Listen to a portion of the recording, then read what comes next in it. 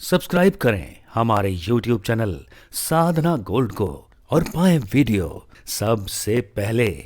और हाँ, bell icon दबाना ना भूलें। मोक्ष क्या है? मोक्ष जब हम गुरु से दीक्षा लेते हैं, अगर हम 108 प्रकार की दीक्षाएं लेते हैं, तो ये 108 प्रकार की दीक्षाओं में जो मैंने 3 दीक्षा ब्रह्मा विष्णु महेश की और एक गुरु की बताई है, उसी से जो है हमारे अंदर मोक्ष की प्राप्ति होने लग जाती है।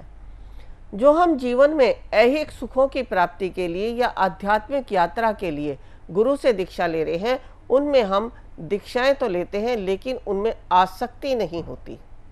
यानी हमारी जो आसक्ति है वो अनासक्ति में परिवर्तित हो जाती है।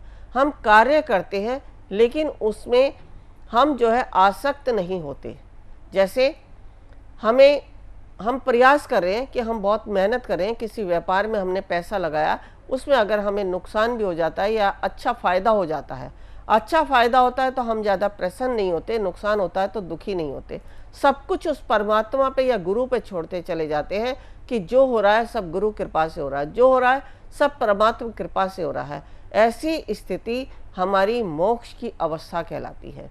मोक्ष जरूरी नहीं है कि आपको मरणोपरांत ही मिलेगा, मरणोपरांत भी मिलता है। लेकिन जो लोग, आपने देखा होगा कि मृत्युशैया पर बहुत समय तक रहते हैं लेकिन उन्हें इस शरीर से मुक्ति नहीं मिल रही है, उसका कारण यही है कि जो व्यक्ति गुरु से दीक्षा लेने के बाद भी जीते जी अनासक्त नहीं होते, फिर भी इन आसक्तियों के में फंसकर अपने जीवन को चलाते रहते हैं, अपना जीवन यापन करते रहते हैं।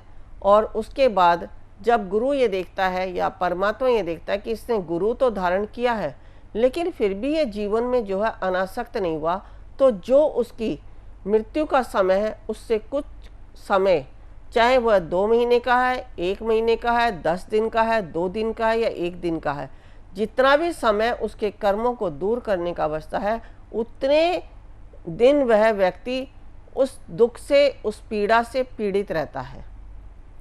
और जब वह दुख समाप्त हो जाते हैं, क्योंकि जब आपने गुरु बनाई है या परमात्मा का नाम लिया है, तो वह इस मनुष्य शरीर में ही जो आपने ये जन्म लिया है, इसी जन्म में ही आपको आपके कर्मों से मुक्त कर देता है।